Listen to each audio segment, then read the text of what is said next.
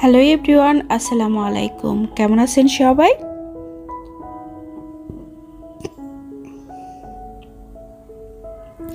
গত ভিডিও যেখানে শেষ করেছিলাম আপনারা হয়তো খেয়াল করেছেন, আজ কিন্তু সেখান থেকে শুরু করেছি।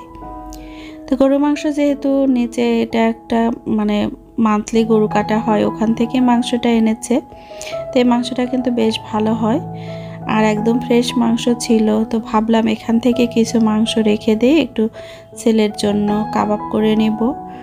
আর এগুলা কাটাকাটি কিভাবে কাটবে সেগুলো শিউলিকে বুঝিয়ে দিয়ে তারপরেই কিন্তু আমি এই যে মটরশুঁটিটা নিয়ে আসলাম।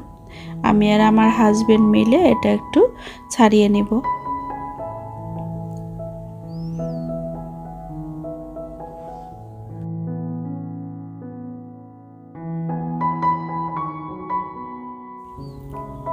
গত ভিডিও যারা দেখেছেন তারা দেখেছেন আমরা কিন্তু গায়ে হলুদের অনুষ্ঠানে গিয়েছিলাম।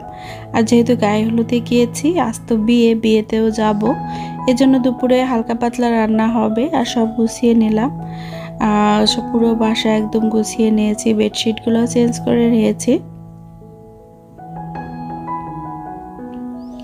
এদিকে কাপড় ধোয়া হয়ে গেছে, ছাদে দেওয়া হয়ে গেছে।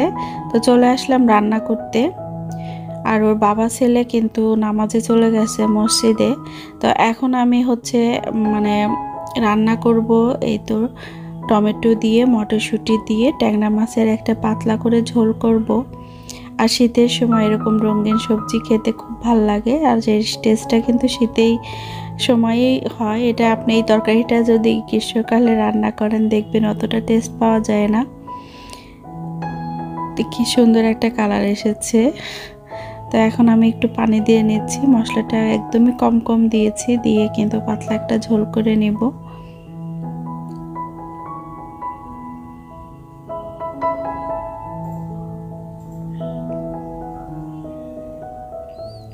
তো রান্নাটা মোটামুটি হয়ে এসেছে, একদমই কম সময়। আর এদিক দিয়ে তো আমি তাড়াহুড়ো করছি, শুক্রবার সবারই কিন্তু প্রার্থনা একটু স্পেশাল থাকে।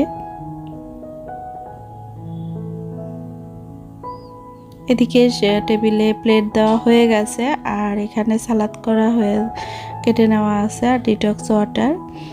তো ডিটক্স ওয়াটারটা হচ্ছে 6 ঘন্টা পরে খাওয়া যায়। আর আমি যদি রাতে করি সেটা সকাল থেকে খাওয়া শুরু করি, আর যদি রাতে না করা হয় তাহলে সকালে স্টার্ট করে দুপুরের পর থেকে খাই। তো এই যে এখন দুপুরের পর থেকে খাবো ডিটক্স ওয়াটার, ভাত খাওয়ার পর থেকে শুরু হবে। তো অলরেডি হাবিবের জন্য একটু চিকেন রান্না করে নিয়েছি, কারণ ওর তো মাছটা সেগুলো একটু কম খায়। আজকে কিন্তু এই তো বিয়েতে যাওয়ার মুহূর্তে আমরা একদম রেডি হয়ে গিয়েছি। বেডরুমের অবস্থা দেখলে হয়তো বুঝতে পারছেন, আমি কিন্তু আজকে 3 পিস শাড়ি অনেক কিছু বের করেছিলাম, শেষমেশ এই যে এটা পরে যাচ্ছি। তো অনেক তো গেস্ট এসেছে, লিফটে জায়গা করতে চেষ্টা করিনি, আর ভাবলাম যে সিঁড়ি বেয়েই যাই। আর ফারজানা ভাবি তো যেতে পারছে না, ফারহান অসুস্থ, এই জন্য। তো নিচে কিন্তু আমাদের বিল্ডিংয়ে যে ভাইয়ারা সব দাঁড়িয়ে আছে। তো এটা একটা স্মৃতি করার জন্যই, কারণ এভাবে আমরা একসাথে এই বিল্ডিংয়ে আসার পরে এই প্রথম হচ্ছি, যেহেতু প্রথম এই বিল্ডিংয়ে একটা বিয়ে হচ্ছে।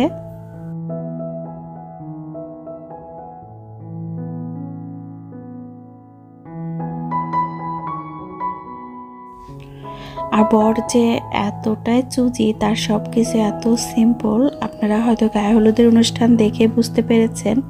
তো এই যে বরের গাড়িটা সাজিয়েছে খুবই সিম্পলভাবে, কিন্তু দেখতে অনেক সুন্দর লাগছিল। আর প্রতিটা গাড়ি ছিল কালো রঙের, এই জন্য গাড়ির বহরটা দিনে গেলে আরও বেশি ভালো লাগতো। তো যেহেতু রাত্রের বিয়ে,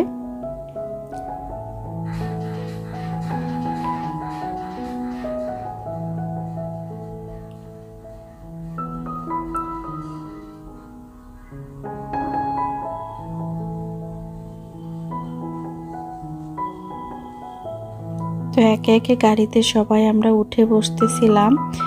আর বর আসার পরে বর নিচে নামলে বরের গাড়ি আগে যাবে, তারপরেই একটার পর একটা গাড়ি ছাড়বে। তো যার যার গাড়িতে আসন নিয়ে আমরা সবাই বসে পড়ছিলাম। আর আমরা এই গাড়িতে আমাদের অন্য গাড়িতে বরের আত্মীয় স্বজন তারা, আর এই গাড়িতে শুধু আমরাই বসতেছিলাম। আসলে যাওয়া আসাটা খুব এনজয় করেছি আমরা।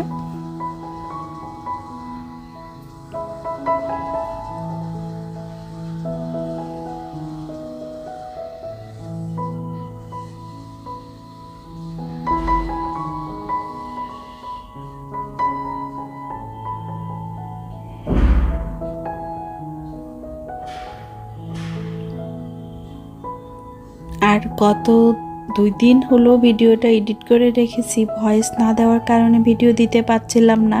আপনারা হয়তো আমার কণ্ঠ শুনে বুঝতে পারছেন, আমার কিন্তু প্রচণ্ড ঠান্ডা লেগেছে, কণ্ঠটা একদম বসেছিল, সেই জন্য আমি কিন্তু ভিডিও দিতে একটু লেট হয়েছে। অলরেডি আমরা কমিউনিটি সেন্টারে চলে এসেছি।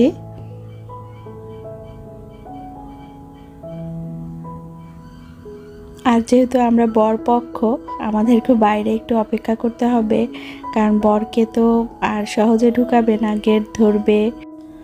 গেটের কাছে হচ্ছে অনেক সুন্দরভাবে ওরা বরকে আটকানোর জন্য ব্যবস্থা করেছে। আমরা এই যে নিচে ভাবছিলাম যে এত সুন্দর একটা পরিবেশ, ক্যামেরায় আসলে অত সুন্দরভাবে ফোটানো যায় না অনেক কিছুই। তো আমাদের এইসব আলোক উজ্জ্বল, তারপরে এই যে ফোয়ারাগুলো, এগুলা শব্দ সব কিছু মিলে খুবই ভালো লাগছিল। তো আমরা যারা এসেছি বিল্ডিংয়ে সবাই একসাথে দাঁড়িয়ে গল্প করছিলাম। আর ওদিকে বরকে গাড়ি থেকে নামানো হয়েছে, এখন হচ্ছে কমিউনিটি সেন্টারে ঢোকার পালা। তো এখানে তো ঢুকতে হলে বরকে একটু কিছু বের করতে হবে, পকেট খালি করে তারপরে ঢুকতে হবে। তো সেগুলোরই আয়োজন চলছিল। আর সবচেয়ে মজার লাগছিল, ওরা নাকি সুন্দর করে ব্যানারে লিখে এনেছিল 1,25,000, 1,35,000। তো এগুলা দেখে প্রথম আসলে আমরা বুঝতে পারিনি যে এগুলা কি লিখেছে। পরে আসলে ওই যে পাশে যে কে লেখা ছিল, তারপরে বুঝতে পারলাম যে মাত্র 235 টাকা দিয়ে বরকে ঢুকাবে। এগুলা কিভাবে হয়? পরে আমার হাজব্যান্ড বোঝাচ্ছিল যে না, এটা 2,35,000, 1,25,000 বা 1.5 লাখ এরকম করে করে অনেকগুলা ছিল সাইনবোর্ড। তো এগুলা দেখে বরকে নির্ধারণ করতে হবে কোনটা দিবে, তারপরে ভিতরে যেতে পারবে। তো বররাও কিন্তু আবার কম না, বররা বলতেছিল যে বিয়ের আসরে চাঁদাবাজি চলবে না, প্লাস হচ্ছে আমার বউ আমি নেব, এরকম করে ওরাও স্লোগান দিচ্ছিল, এরাও স্লোগান দিচ্ছিল। আসলে খুবই মজা হয়েছে। এই সময়টা কিন্তু আসলে খুবই মজার, না তাই না? দুই পক্ষে হাড্ডাহাড্ডি লড়াই করে। তো ওইদিকে যখন লড়াইটা তুঙ্গে চলছে, দুই পক্ষেরই সেই রকম, আর আমি এদিকে চলে আসলাম পানের এই সুন্দর সাজানো দেখতে। পাশে ছিল হচ্ছে এরকম কফি চা কর্নার। তো এখান থেকে আমি একটু আদা চা নিয়ে নিলাম। আমি সেদিনে অবশ্য বুঝতে পারছিলাম যে আমার একটু সমস্যা হচ্ছে গলায়, ঠান্ডা লাগতেছে। গায়ে হলুদের অনুষ্ঠান থেকে বাসায় যেতে 12টা বেজেছিল। আর এই যে কয়েকদিন হলো আমাদের ছেলেটা কিন্তু একটু ঠান্ডা পড়েছে। তো সব মিলিয়েই আমি একটু আদা চা করে নিলাম। আর এদিকে তো যুদ্ধ চলছে, সবাইকে বলছিলাম কেউ খাবে কি না, তা কেউই খাবে না, শুধু আমি খেয়ে নিলাম। আর একটা কথা তো বলাই হয়নি, আমাকে হিজাবে কেমন লাগছে অবশ্যই কমেন্ট করে জানাবেন। আর আজকে হিজাব ক্রেডিট হচ্ছে ফারজানা ভাবি আমাকে পরিয়ে দিয়েছে, কারণ আমি কোনোভাবে কি পরে যাব কোনো কিছু যখন সিদ্ধান্ত নিতে পারছিলাম না, তখন আমি এরকম 3 পিস পরে হিজাব পরে রওনা দিলাম বিয়ে খেতে।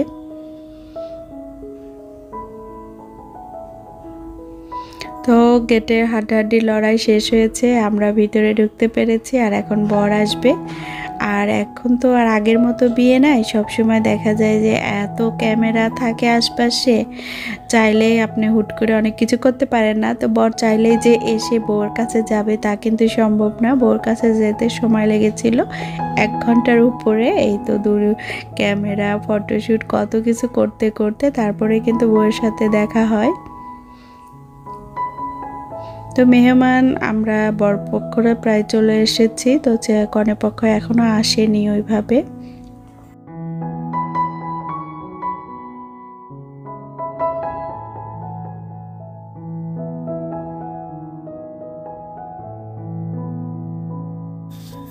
এটা হচ্ছে ছেলের বড় বোন। তা আমি মানে গায়ে হলুদের অনুষ্ঠানে ওদের বোন, 2 বোন 1 ভাইয়ের ওটা দেখে মিমিকে ফোন করে বলছিলাম যে মিমি দেখছো, হাবিব যখন বিয়ে করবে তোমরা 2 বোন এরকম এনজয় করবে, তাই না? ওরা 2টা বোন ভাইকে সবসময় আগলে রেখেছে।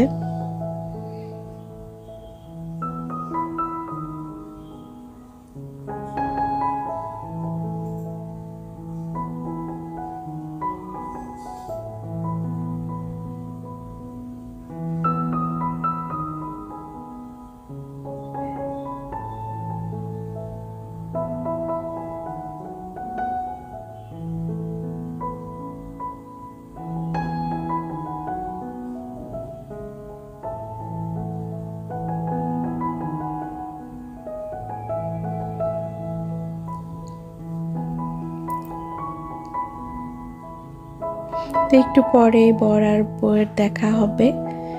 আরেক স্টাইলের এই রাস্তাটা দেখলেই আমরা যখন দিল্লিতে যাই তখন কিন্তু ইন্দিরা গান্ধীর বাসভবন ভ্রমণ করার সময় ইন্দিরা গান্ধী প্রথম যেটুকু হেঁটে এসে মানে মারা গিয়েছেন যে রাস্তাটুকু, সেই রাস্তাটুকু কিন্তু এরকম ক্রিস্টাল দিয়ে করে রেখেছে।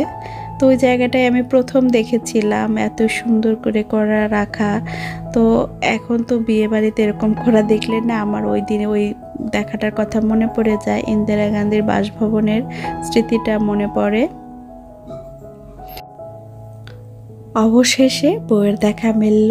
তো বউয়ের সাথে বরের এখন ভিডিও এবং ফটোশ্যুট হবে, তারপরে তারা তাদের স্টেজে বসে যাবে। আর আমার একদমই ভালো লাগতেছিল না, আমি তখন এখানে বসে পড়েছিলাম, বসে বসে দেখতেছিলাম সব কিছু, আর ভিডিও সেভাবে করা হয়নি। তারপরে আমাদের খাওয়া দাওয়ার পর্ব শুরু হয়, খাওয়া দাওয়া করে নেই। তো কেমন লাগলো আজকে ভিডিও অবশ্যই কমেন্ট করে জানাবেন। আর আপনি যদি আজকে প্রথম আমার চ্যানেল ভিজিট করে থাকেন আর ভিডিওর কোনো অংশ ভালো লেগে যায় আর এই ধরনের ভিডিও ভবিষ্যতে দেখতে চান, তাহলে অবশ্যই আমার চ্যানেলটি সাবস্ক্রাইব করে রাখবেন এবং পাশে থাকা বেল অপশনটি অন করে অল অপশনটি ক্লিক করে রাখবেন। তাহলে আমি ভিডিও ছাড়া মাত্র আপনার কাছে নোটিফিকেশন পৌঁছে যাবে আর চাইলে ভিডিও দেখে নিতে পারবেন। আর অলরেডি যদি এই কাজগুলো করে দিয়ে থাকেন তো আপনাকে অসংখ্য ধন্যবাদ। তো আমরা এই যে ভাবিরা বাচ্চাদেরকে নিয়ে একসাথে বসে গেছি। আর আমি হয়তো যে কোনো জায়গায় গেলে খুব মিস করি আমার 2 মেয়েকে। আমরা তো যেখানে যাই আমার 2 পাশে 2 মেয়ে থাকতো। তো এখন কিন্তু মনে হয় যে একা একা লাগে। তো ছেলের বাবার সাথে বসেছে, আর এখানে কিন্তু আমরা ভাবিরা সব বাচ্চাদেরকে নিয়ে বসেছি। তো খাবার কুশিয়ারা খাবার তো এটা নিয়ে বলার কিছুই নাই, কারণ এখানে আমি যতবার বিয়ে খেয়েছি ততবারই আমি কোনো খাবারই আমার কাছে খারাপ লাগে না, সববারই অনেক অনেক মজা লেগেছে। তো এবারের খাবারগুলো খুব মজা ছিল, বিশেষ করে রূপচাঁদা মাছ যে মানে কি বলবো দারুণ ছিল, রোস্ট, পোলাও, আর এখানে তো স্পেশাল হচ্ছে চালের জর্দা। তো সব কিছু মিলিয়ে আলহামদুলিল্লাহ খাওয়াটা আমরা সুন্দরভাবে শেষ করে তারপরে কিন্তু আমরা আবার চলে আসতেছিলাম, কারণ রাত হয়ে গিয়েছিল প্রায় 11:30টার দিকে। তো বর এবং বউ ওরা আসতে তো আরও সময় লাগবে। তো পরে কিন্তু দেখলো যে ঠান্ডা বেশি পড়ে যাচ্ছে, পরে আমরা কথা বলে তাড়াতাড়ি করে চলে এসেছি বাসায়।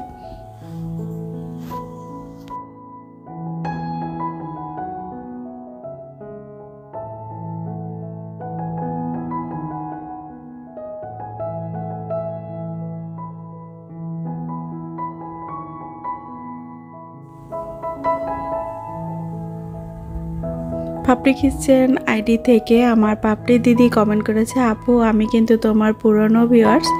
আপু আমি তোমাকে তো ভুলিনি, তোমার ভিডিও আমি সবসময় দেখি। পাপড়ি দিদি কেমন আছো জানিও। আর কাজল আপু বলেছে যে সবাইকে খুব সুন্দর লাগছে, আমার বেডশিটগুলোও নাকি অনেক সুন্দর। আর তোমাকে অসংখ্য ধন্যবাদ আপু, তোমার সব কিছুই তো আমার খুব পছন্দ হয়, তোমার রুচি, রান্না করার ধরন, বিশেষ করে এই যে তুমি যে ভিডিও দিলে কত ভিডিওতে যে পরোটা বা মোগলাই বানিয়েছো হচ্ছে চিরা দিয়ে। এই যে নতুন নতুন আইডিয়া, তোমার কাছ থেকে কত আইডিয়া যে শিখছি প্রতিনিয়ত, তোমার প্রতিটা ব্লগ থেকে নতুন নতুন অনেক কিছু শিখছি আপু।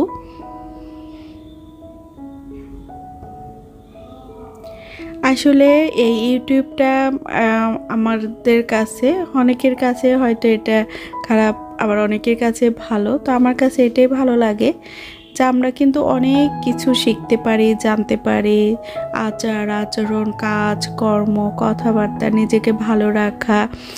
নিজেকে ভালো রাখা আগে একটা মনে হতো কি আমাকে, আমার কাছে যে আমি স্বার্থপর। আসলে এটা কিন্তু স্বার্থপর না। আপনি যখন ভালো থাকবেন তখন দেখবেন আপনি আশপাশের মানুষকেও ভালো রাখতে পারছেন। দেখবেন আপনার কিছু আশপাশে হোক, আত্মীয় স্বজনের মধ্যে এমন কিছু মানুষ আছে যে তার ধারে নাই, আপনি পাশে নাই, অথচ আপনাকে নিয়ে সে গীবত, পরচর্চা বা হিংসায় লিপ্ত। কারণ কি জানেন, এটা তার হীনমন্যতার কারণ। হয়তো সে কোনোভাবে ভালো নেই, কোনোভাবে হয়তো মানসিকভাবে হোক, শারীরিকভাবে হোক সুস্থ না, বা অর্থনৈতিক ব্যাপার হতে পারে, বা হয়তো দাম্পত্য কলহ থাকতে পারে, যে কোনো ব্যাপারে হয়তো সে হ্যাপি না, এবং সেটাকে সে এতটাই প্রাধান্য দেয়। এই কারণে সে দেখা যায় যে নিজেও ভালো থাকছে না, প্রতিবেশী আত্মীয় স্বজন কাউকেই সে ভালো রাখতেও পারছে না, কারণ সবার সাথেই হয়তো তার মানে কেমন। তো এই জন্যই মানে আগে এটা আমি বুঝতাম না, এখন বুঝি যে আসলে নিজে যদি আপনি ভালো থাকেন তাহলে দেখবেন আশপাশ প্লাস আত্মীয় স্বজন, হাজব্যান্ড, ওয়াইফ, সন্তান সবাইকে আপনি ভালো রাখতে পারবেন। তো আগে নিজের প্রতি যত্নবান হন। গত ভিডিওতে আমি কিন্তু একটা চ্যালেঞ্জ দিয়েছি, তো কে কে এই চ্যালেঞ্জের কোন কোন টিপসগুলো আপনাদের ভালো লেগেছে আশা করব যে কমেন্ট করে আমাকে জানাবেন, তাহলে আমি অনেক অনেক মানে ভালো লাগবে আমার। তো এইদিকে কিন্তু এই যে বর কনের টেবিলটা সাজানো আছে, এখানে হচ্ছে বরের কিছু স্পেশাল গেস্ট, তাদেরকে নিয়ে ওরা খাবে। এখানে কিন্তু আস্ত একটা খাসিরা মানে রোস্ট করা, এটা এখানে আছে। আর এই তো খুব সুন্দর করে টেবিলটা সাজিয়েছে। তো আমার সবই ভালো লেগেছে, আমার একটা জিনিসই ভালো লাগে না, সেটা হচ্ছে আস্ত খাসিটার মানে দাঁতটা দেখার পরে কেন জানি খুব মানে কেমন জানি লাগলো। তো আসলে মনে হলো যে ওই জায়গাটুকু একটু অন্যভাবে কিন্তু করতে পারতো, মাথাটা না রাখলেও মনে হয় খারাপ হতো না। তো যাই হোক, এটা হচ্ছে ট্র্যাডিশন, এক এক এলাকার এক এক রকম, তো এই জন্যই হয়তো করছি। তো প্লেটটা কিন্তু অনেক কিছু দিয়ে সাজানো, আপনাদের সাথে একটু শেয়ার করলাম। এখন ওরা খাওয়া দাওয়া করবে, তারপরে ওরাও চলে আসবে, তার আগে আমরা আগে রওনা দিব।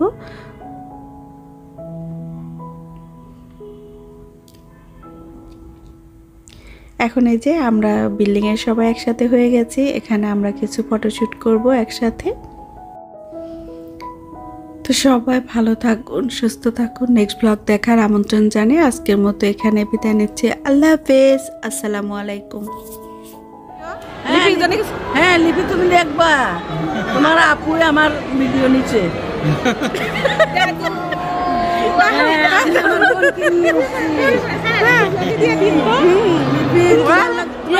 লিপির জন্য কিছু বলো, লিপি তো ব্লগ দেখে। লিপি আন্টি কি অবস্থা? আপনাকে মিস করতেছি। আর ওর নামটা কি ছিল? ছেলেটার নাম মুক্তাদির। তুমি কিছু বলো না, বলো।